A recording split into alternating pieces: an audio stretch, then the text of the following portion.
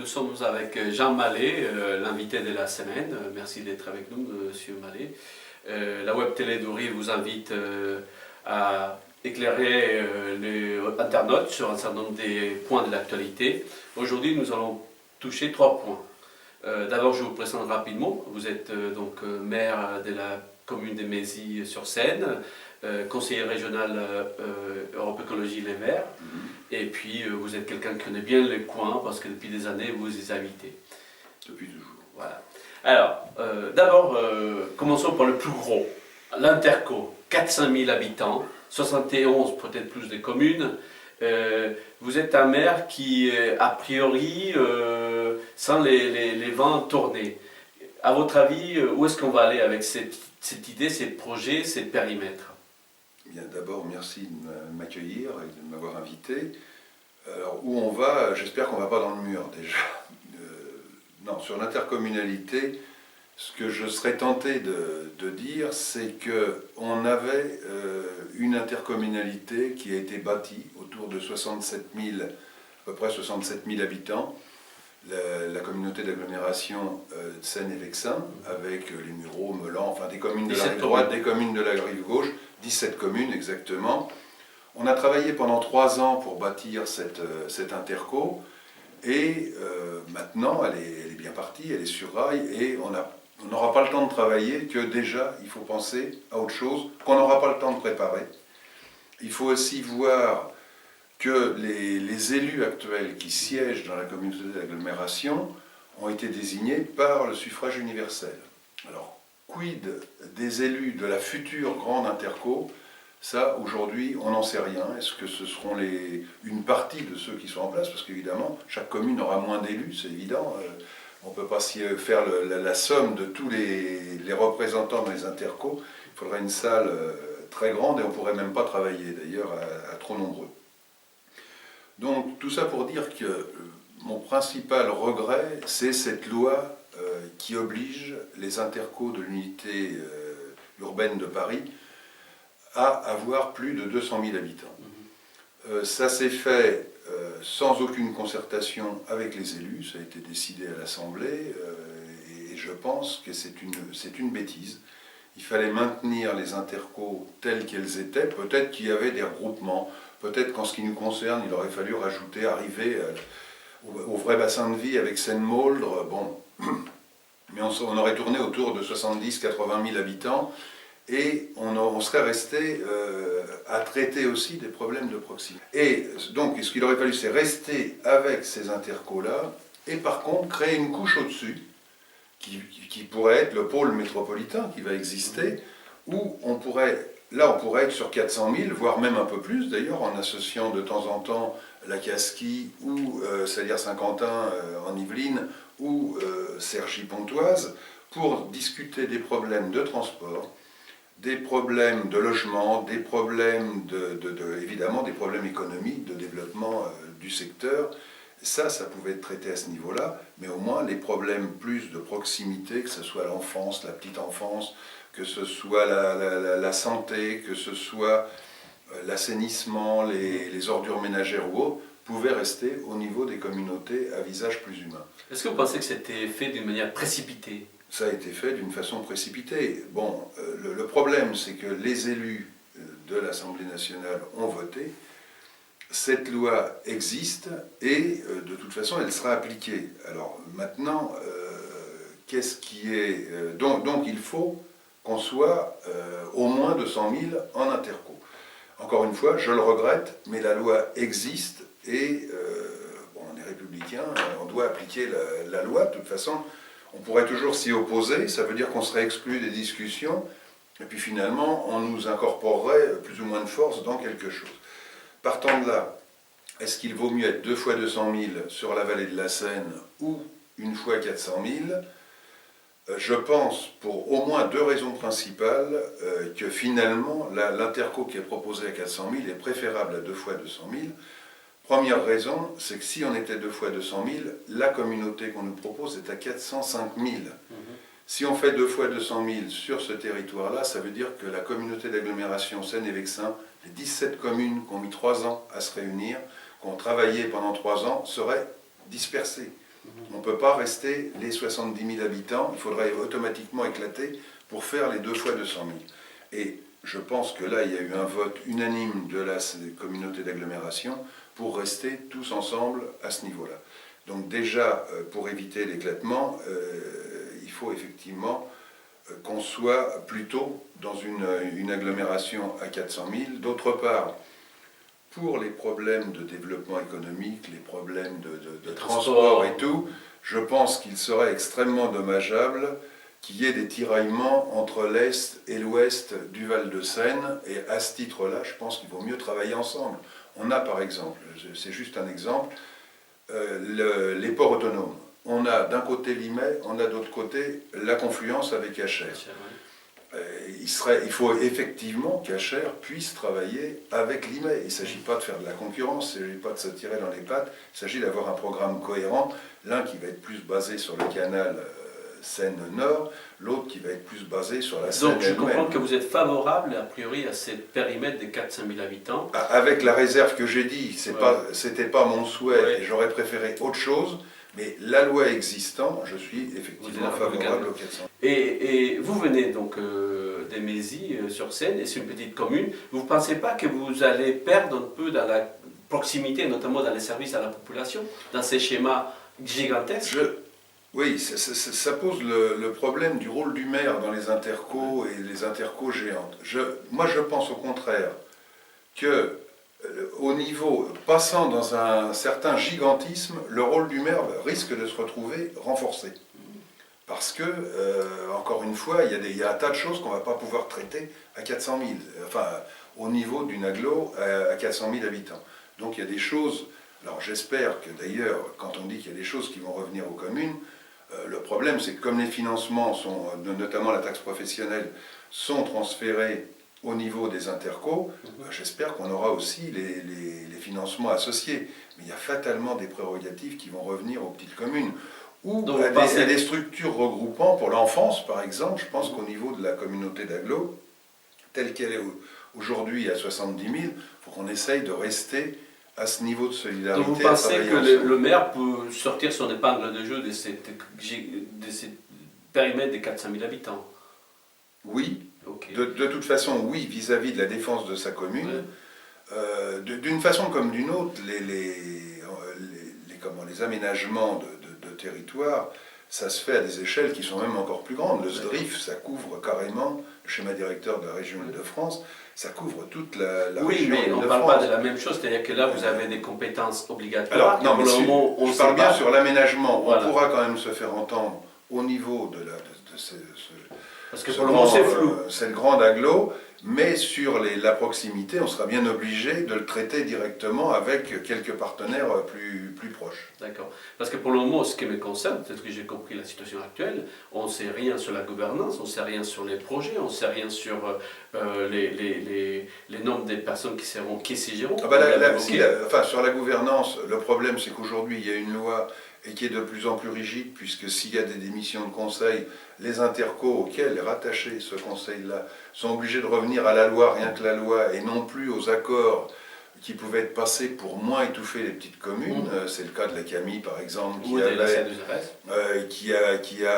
notre communauté, ou les Deux Rives aussi, où on a renforcé un peu quand même le poids des petites communes par rapport, si on parle de notre communauté, les Mureaux avaient accepté, ils devraient avoir, je crois, plus d'une vingtaine de représentants, ils sont 12 ou 13 dans le conseil communautaire, et par contre les petites communes ont tout au moins 2 représentants. Là dans le nouveau, toutes les communes auront au moins un représentant, un suppléant, mais on n'ira guère au-delà pour les petites communes, au-delà d'un représentant, parce que...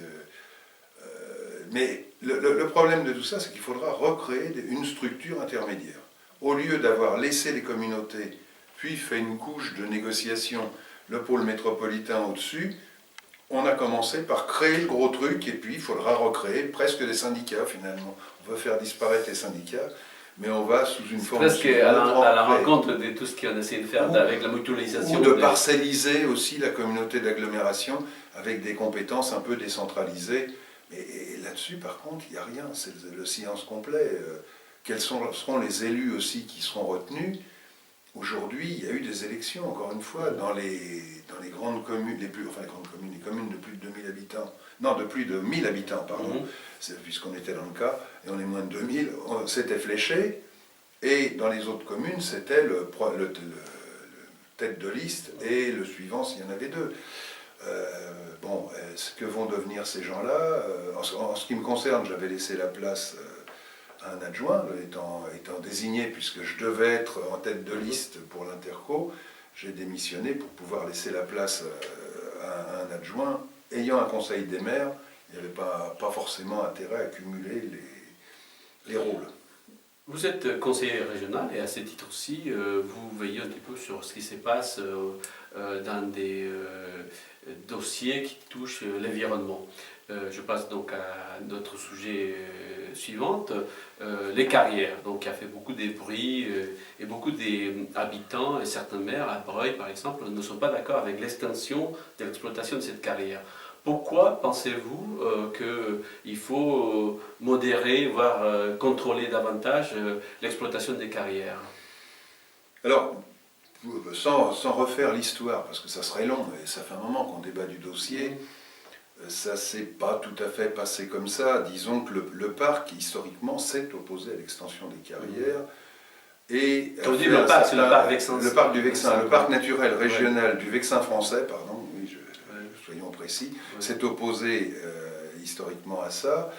Et quand on a eu la charte du Vexin, la nouvelle charte du parc du Vexin, à voter dans les années 2008, par là, je crois, je me trompe peut-être un peu de date, mais c'était à peu près par là, eh bien l'État a bondi sur l'occasion en disant, bon, bah, ok, on veut bien renouveler la charte, mais à une condition, c'est que vous intégriez dedans les carrières. Donc, on a été un petit peu obligé d'avoir dans la charte du parc naturel régional ces carrières qui supposaient d'ailleurs, par contre, étant dans le parc, à ce qu'il y ait un comportement absolument vertueux dans l'exploitation de ces carrières. Mais ce qui n'est pas acceptable, c'est qu'elles soient tout près des habitations, alors qu'il aurait pu y avoir de l'espace de conserver. Ça, c'est le premier point, donc avec toute la pollution qui va s'en suivre et les nuisances pour les riverains. On va d'ailleurs aussi, mais ça, bon, ça c'est le principe même des carrières, on se plaint qu'il y ait une disparition des terres agricoles en région parisienne, et c'est une priorité de garder ces terres pour nourrir la population. On est en train de les rogner petit à petit, soit pour faire des habitations dans certains coins, soit ici pour faire des carrières. Et non content d'avoir une zone, la fameuse zone 109, la zone spéciale de ces carrières qui est à l'intérieur du parc, eh bien, toujours dans le parc, mais en dehors de cette zone, Calcia veut faire une piste parce qu'ils veulent faire des économies. Il était prévu au départ que tout se fasse en souterrain, par des transferts de matériaux en souterrain. Ben là, non, il faut une piste de 70 mètres de large qui est hors de la zone 109, mais qui empiète dans des espaces naturels boisés, classés, et qui vont voir des flux de camions incessants. Donc on va raser carrément les forêts et on va faire passer les camions à cet endroit-là, qui aujourd'hui, encore une fois, ont une forte protection. Et comme, évidemment, la commune de Breuil n'est pas d'accord, c'est en partie sur son territoire, et les riverains ne sont pas d'accord, le parc n'est pas d'accord, il y a une façon de passer un petit peu en force, c'est de déclarer un programme d'intérêt général, et c'est ce que c'est ce que veut faire le préfet, et il y a eu une enquête publique pour ça. Il y a eu du coup une manifestation à Gargenville il y a une quinzaine de jours. Il y a eu des lettres des vice-présidents environnement et aménagement du territoire de la région. Aujourd'hui, il y a un débat. Il y a un débat et il y a une... Et qu'est-ce qu'il faut faire à votre avis aujourd'hui? Il y a une intervention forte. La députée du coin aussi a demandé aussi à surseoir à cette déclaration. Et la volonté, c'est effectivement qu'il y ait un débat, qu'il y ait quand même une analyse, parce qu'ils vont creuser, ils veulent creuser évidemment plus profond que ce qui était prévu et autres. Il y a une nappe phréatique qui risque d'être polluée. La nappe phréatique, c'est celle qui va desservir tous les villages du coin. On retrouve d'ailleurs la problématique qu'on avait à l'époque sur le circuit de F1 au Mureaux, où on polluait complètement une nappe phréatique qui là desservait 5 à 700 000 habitants. Donc tous ces aspects-là font que le programme d'intérêt général n'est pas acceptable et qu'il faut revoir la copie, qu'il faut que Calcia accepte de renégocier et de revoir et le périmètre et le mode d'action, en tout cas supprime cette piste ou la fasse à l'intérieur de son périmètre. Donc vous, en tant que conseiller régional Europe Écologie Les Verts, vous êtes solidaire des habitants et du maire des Breuil. Ah bah tout à fait, tout à fait. J'y suis en tant que conseiller régional, j'y suis en tant que maire, parce que Mézy n'est pas si loin que ça de Breuil. Par contre, c'est vrai que si on a besoin de matériaux comme du ciment, j'allais justement vous poser la question, les volets volets économiques. Voilà, alors on va l'importer de l'étranger ou de lointain, voilà. C'est pas non plus très écolo. Il faut trouver un équilibre. Mais encore une fois, il faut quand même respecter un certain nombre de choses. C'est pas, il peut y avoir une part d'exploitation, mais en respectant le voisinage et surtout en n'allant pas trop en profondeur pour respecter la nappe phréatique. Et puis, il faut peut-être aussi en discuter et mettre ça en parallèle avec les deux rives. Vous êtes sur les deux rives, il y a un pôle d'éco-construction qui fait appel à des matériaux différents, disons. Il y a peut-être aussi une réflexion à avoir à ce niveau-là vis-à-vis des constructions qu'on va mener, de tous les logements qu'on doit faire dans la région. On est en retard, on a besoin de logements, c'est vrai, mais il faut peut-être s'interroger sur la façon de les faire. D'accord. Donc vous êtes un élu éco. Aujourd'hui, et troisième point de notre interview, dans votre commune, vous avez aussi mené des efforts pour préserver ce qu'on pourrait appeler les patrimoines historiques. Parlez-moi un petit peu de cette préemption que vous avez effectuée avec la SAFER, notamment de la villa des Poirées. C'est quoi ça? Et pourquoi intervenir dans un marché immobilier? Juste quelques mots sans alourdir, mais la villa Paul Poiret, c'est donc la grande maison blanche qu'on a appelée aussi la villa Popesco, enfin bon, qui a été construite dans les années 1920-25, finie en 1930, qui avait été commanditée par le couturier Paul Poiret, qui a fait appel à l'architecte Robert Mallet-Stevens, et qui a, après quelques infortunes, disons, revendu à Elvire Popesco, qui l'a terminée, elle, avec l'architecte Paul Boyer.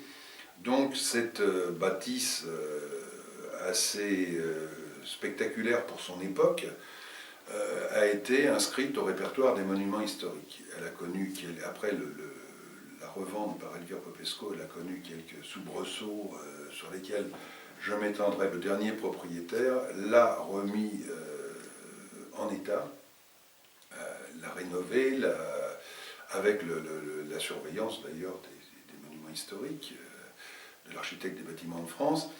Et cette propriété se trouve aujourd'hui remise dans le marché parce que, en vente du moins, tout simplement parce que son propriétaire a eu quelques déboires et est obligé de la revendre. On craignait très fortement une vente publique de la propriété. On voyait arriver, j'ai vu arriver en mairie, un morcellement de la propriété, les bois et le verger qui est à côté, d'un côté, et ça faisait l'objet déjà d'une vente. Alors quand j'ai vu ça, j'étais quand même assez inquiet pour avoir une scission de la propriété et une perte finalement de sa valeur intrinsèque. J'ai contacté la SAFER, puisque ça concernait le verger et les bois, sachant que le reste allait être en vente aussi. Et j'ai eu le plaisir de voir que la SAFER, dans le cadre de l'aide qu'ils peuvent apporter aux petites communes, s'est intéressée à l'ensemble de la propriété, à négocier sa reprise auprès du propriétaire et des banques, puisque les banques étaient derrière aussi, c'est elles qui voulaient faire la vente publique, pour être clair. Et donc sont arrivés à un accord, et la SAFER donc n'a pas vocation évidemment à garder la propriété. Là pour le coup, c'était pas une propriété agricole, il y avait des bois par contre. Alors les bois, elle compte effectivement les revendre à un groupement forestier qu'on a sur la commune, et la propriété, elle a bâti un cahier des charges assez précis sur la préservation du patrimoine, sur la préservation de l'environnement et tout ça, pour faire un appel à candidature pour l'achat. Il y a aujourd'hui un potentiel acquéreur qui s'inscrit dans cette optique. Par contre, dans le plan local d'urbanisme de Mézy, on avait encadré la propriété et fait une zone très spéciale autour qui interdisait son extension, ce qui sera toujours le cas d'ailleurs, et qui interdisait même le changement de destination. C'est-à-dire qu'elle avait une vocation d'habitat et c'est tout. Et là, par contre, pour en faciliter quand même la reprise, on a élargi à un changement une possibilité de changement de destination pour une activité un peu plus commerciale qui ne générerait pas un trafic important. Oui, enfin bon, des choses, mais qui resteraient très locales, sans avoir un afflux de personnes, évidemment. Qu'est-ce que cela signifie pour la commune de Mézy, votre commune, c'est patrimoine aujourd'hui? Est-ce qu'il y a un lien fort avec les habitants? Moi, on la connaît. Moi, je suis né à Mézy, enfin je suis né à Audricourt, mais j'ai toujours habité Mézy, et sauf quelques années à Meulan quand même. Mais j'avais jamais vu l'intérieur de la villa. C'était la propriété privée d'Elvire Popesco. Personne connaissait l'intérieur.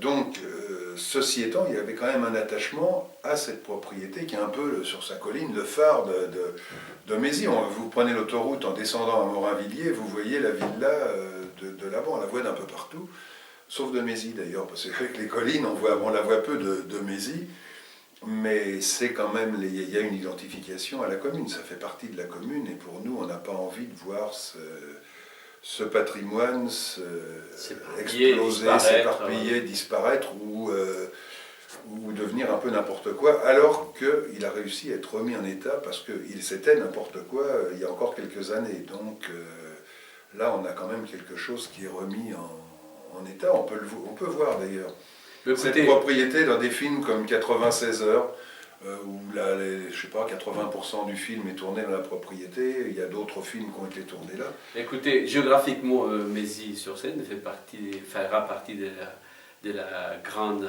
interco. Et comme on cherche un siège, ça protège géographiquement les points de notre siège social, mais là, je peut-être m'écarte de vos intentions. Non, justement pas, parce que j'ai bien dit qu'il fallait une activité, mais qui ne générait pas un grand trafic. Je pense que le siège de l'Interco n'en est pas là. Je pense qu'il y en a quelques-uns qui ont déjà une petite idée, mais ça sera certainement plus près de l'autoroute pour avoir un lien facile, parce que si la communauté va de Poissy à Mantes, il y aura quand même une cinquantaine de kilomètres à couvrir. Il faudrait mieux que ça soit, bon, on est peut-être un peu plus central, mais on est loin de l'autoroute. Enfin, il y a la Seine à traverser, c'est quand même pas facile aux heures de pointe. Bon, la boucle est bouclée, donc on a fait les points. On est revenu au sujet du départ, voilà. C'est bien. 1, 2, 3. Merci de votre visite et j'espère à la prochaine fois parce que ce sont des débats qui continueront d'ici dans la vallée de la Seine. Et puis comme vous êtes toujours bien ancré et implanté dans le Kemer, on risque de vous revoir. Merci et puis à la prochaine. Merci à vous.